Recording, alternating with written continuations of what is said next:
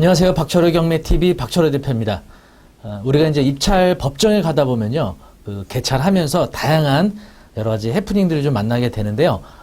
대리 입찰인데 인감증명을 안 넣어서 무효되거나 또는 사건 번호를 안 썼거나 또 그날 취하나 변경된 사건인데 그걸 모르고 입찰표를 넣었거나 이런 이제 해프닝들이 생기거든요. 그렇게 되는 경우에는 그걸 무효 처리하죠. 그래서 이제 입찰 보증금을 그대로 이제 반환해 주게 되는데 입찰 가격을 쓰면서 한 번의 실수가 엄청난 결과를 불러일으킬 수 있거든요.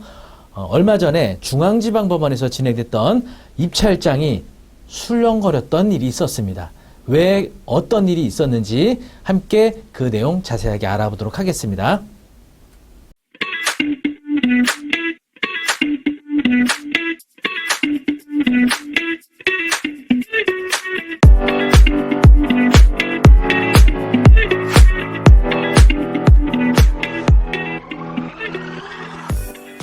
네, 사건 번호는 2019 타경 108337이고요.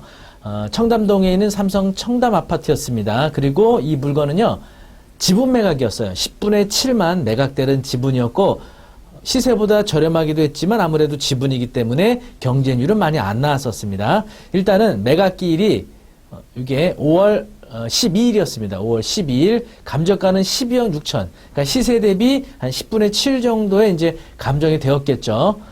예, 이 물건이 어떤 결과가 있었냐면요. 깜짝 놀랐습니다. 보시면은 감정가 12억 6천이었는데 경쟁률은 3명 나왔거든요. 근데 입찰가가 무려 126억을 썼어요. 126억. 그러니까 12억 6천에서 10배를 더 쓴 거죠. 이거는 두 가지 경우의 수 중에 하나거든요. 하나는 그야말로 우리가 쉽게 생각하는 것처럼 입찰 가격을 쓸 때 잘못 썼거나, 그러니까 한 자리씩 당겨 쓴 거죠. 입찰 가격 쓸 때.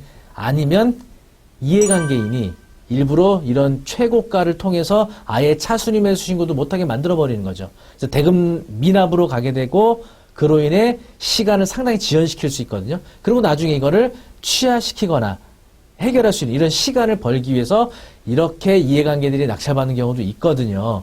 그런데 낙찰받은 그 사람의 이름이 개인이 아니고 법인이었고요. 이제 전반적인 정황으로 봤을 때는 이해관계인으로 보여지진 않았어요. 그래서 제가 입찰표 한번 샘플을 보여드리면, 네, 입찰표에 가격 쓰는 난이 이제 이렇게 되어 있거든요. 그래서 이제 이쪽에는 입찰 보증금액 쓰는 난이고 1억 2,600만 원을 보증금 납부하고 입찰하는 거고요. 여기 보이시는 이쪽에 입찰 가격을 쓰는 건데 천억 단위부터 원 단위까지 쓰게 돼 있는데 아마 이분이 12억 6천을 쓰려고 했겠죠. 그러면 10억 단위 밑에서부터 썼어야 되는데 이걸 한 자리씩 당겨 쓴 거예요, 이쪽으로. 그래서 126억을 쓴 겁니다. 이게 실수라면.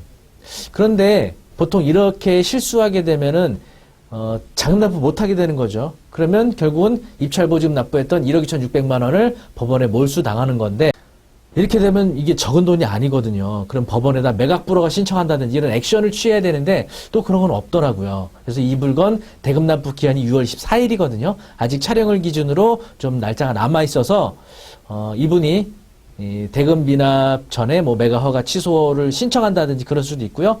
또는 그동안에 취하시킬 수도 있을 것 같고, 어쨌든 그런 여지는 좀 남아 있는 상태입니다.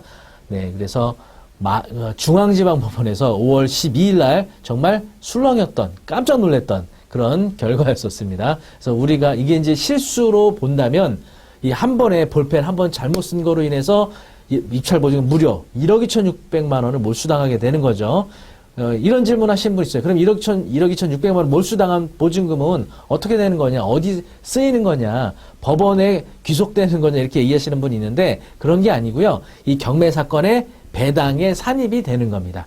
그러니까 채권자들이 어떻게 보면은 1억 2,600만 원을 더 배당을 받을 수 있는 기회를 갖는 거예요. 그러니까 채권자들에게는 어떻게 보면 더 좋은 일이 될 수가 있겠죠.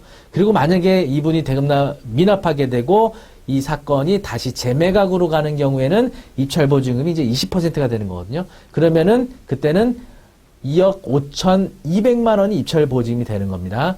네, 그때는 정말 조심해야죠. 입찰 가격 그때 재매각 때도 또 한 번 뭔가 실수로 잘못 쓰게 되면 그때는 2억 5천 이거의 2배를 몰수당하는 겁니다.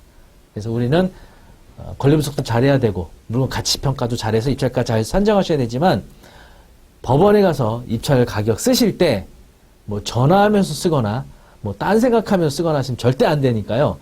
집중하셔서 저도 10년 넘게 입찰을 해왔지만 늘 입찰법정에서 입찰표 작성할 때만은 정말 긴장하거든요.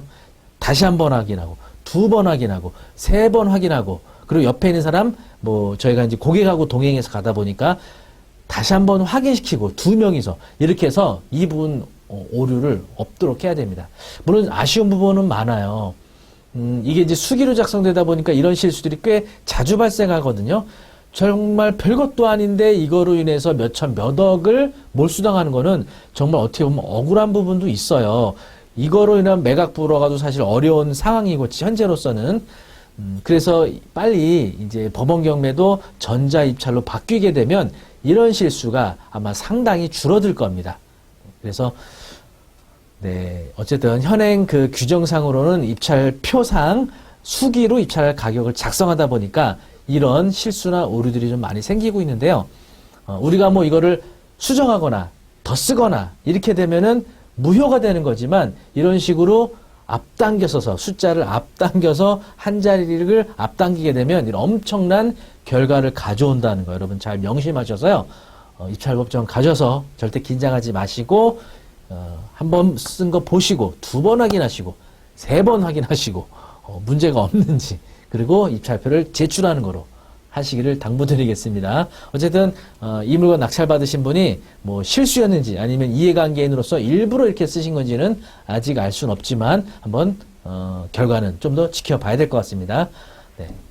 부동산과 관련된 또 경매와 관련된 최신 정보 또 궁금한 사항은요 네이버 카페 박철호 경매 아카데미 오시면 다양한 정보 보실 수 있고요. 또 권리 분석이라든지 필요한 사항 있으시면 질문 주시면 또 답변도 받으실 수가 있습니다. 그리고 유튜브를 통해 부동산 최신 뉴스 정보 경매 정보 또 전해드리고요. 또 멤버십을 통해서는 여러분께 우량한 경공매 추천 수익형 토지 물건 정기적으로 제공해드리고 있으니까 멤버십 가입도 부탁드리겠습니다. 다음에도 더 좋은 정보로 찾아뵙도록 하겠습니다. 감사합니다.